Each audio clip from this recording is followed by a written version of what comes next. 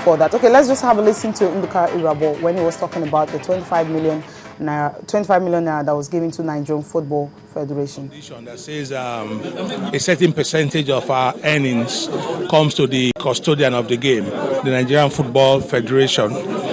And it's been quite a while now since we got this check in. We've been busy at setting up administrative structures to run this league. And we thought we should make time out to come and formally present this to the Football Federation. The brand manual, which is the symbol or a compendium of our marks, logos, and other identity kits that we need our partners or those who intend to do business with us to get familiar with.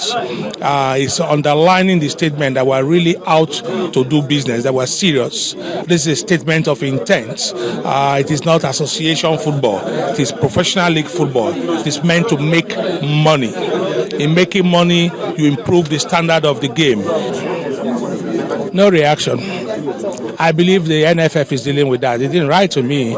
Yeah, I don't know why you call it a query. Well, okay, they're asking questions. Those are routine stuff. I'm sure the Football Federation will tell you that they receive such inquiries. If you go back to your establishment, they will tell you that they even want people ask, who is that reporter? It doesn't amount to something that makes you panic or not. There's absolutely nothing wrong with what we are doing. People just need to open up their minds and see what is happening elsewhere. You have this model even in old leagues like the Bundesliga. You have this model even in England. You have this model in the United Arab Emirates. I can call so many of you. Just make a little effort and research. You see that the apprehension created in that letter is absolutely unnecessary, really unnecessary. In any case, Mr. Baribote is participating and partaking to the full for all the benefits accruing from this league. So I'm sure he will have a rethink of that inquiry he's making. There are no disagreements, and there's always a start off which leaves suspicion and doubts and clarifications. I wouldn't call those disagreements. We are, like I said earlier, we are smoothing those edges. We are getting to understand our purpose better. People are beginning to see the real, genuine intent of what he's doing. People are beginning to understand that this is the way to do it. So there are no problems. There are going to be issues every now and then. That is what it is with a big family. A big family of 20 clubs, expect that. Yeah, that's Nduka Irabo, who happens to be the chairman of the league management company, talking a whole lot about what's happening. The league management committee. Company. Yeah, you can see we don't even know what to call it because the real one is actually LMC, which is a league management company. It was set up as a committee, but later it was now registered. Of course, they're not known as the league management. So what's this? So the current issue that they've been having with the league owners, it hasn't been solved totally, because that's why they're talking about Victor Baribote that has written a letter to FIFA on the same matter.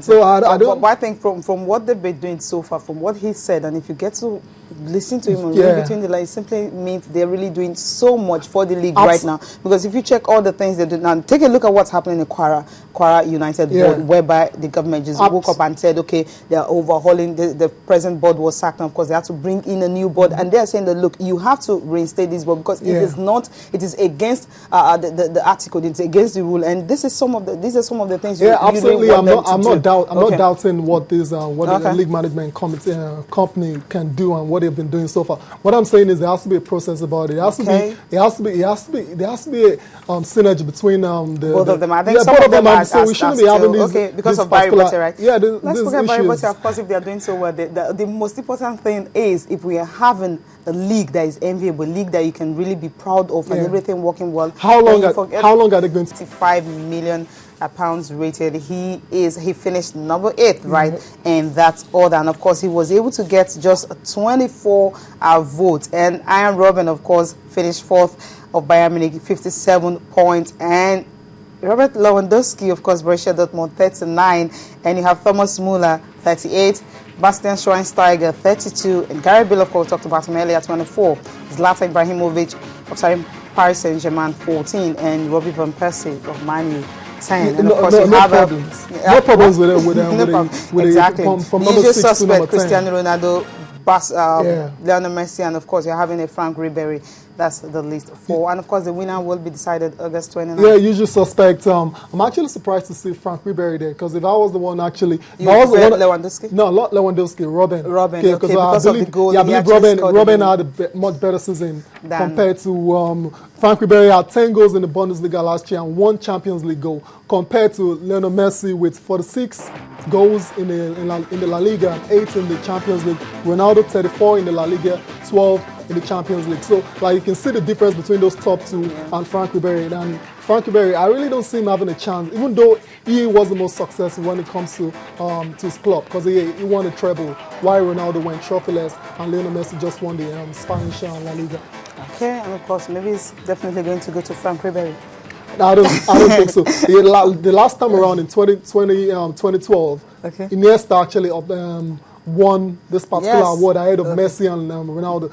I don't see the same thing repeating itself this time around. Okay, so who's your money on? My money's on Lionel Messi. Not again. Not again, but I think Frank Ribery will just have the chance to win it. I don't think he will be able to win it again. That's just like what happened to Iniesta. He was able to win it last year, and of course, winning it again will be difficult for him, because you have to be at that same level of form. Absolutely. And of course, you don't get to play European Championships every year. Absolutely. If you want to attach sentiments to it and just give it sentiment. Give it to Frank Ribery. That's what I'm saying. Personally, give it because he won 3 titles. No, in terms he won 3 titles. It was instrumental. It was instrumental.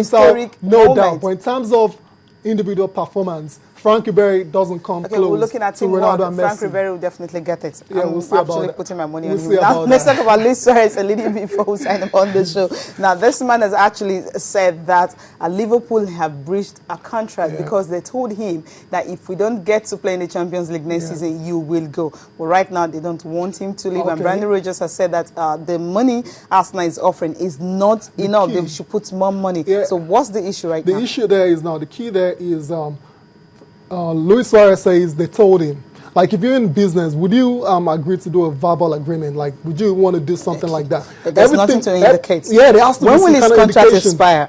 I don't know. That's something he doesn't understand. 2016. That's what I'm saying. They signed a new deal last year. And last year when they signed the deal, it was very obvious Liverpool were not going to make the top 4. Exactly. So I don't understand this talk about Liverpool allow him to go if Liverpool don't make the Champions League. I'll just take a line from him. He said, last year I had the opportunity to move to a big club in Europe. I stayed on the understanding that if we failed to qualify for the Champions League following season, I would be allowed to go. And Arsenal, of course, actually made a bid of £40 million, which is supposed to trigger the release clause. But that when you trigger the release clause, all it does is the implication of that is it allows Liverpool to inform the player, and then if they wish, allow Luis Suarez to actually negotiate with Arsenal. But they've not allowed that now because they believe they've not met the evaluation of. I think the issue is they don't want him to move to any other club in England. They want him, maybe if they have a bid from Real Madrid and Barcelona, they might want to sell, but definitely not Arsenal. If it's going to move at all, then Arsenal have to stump up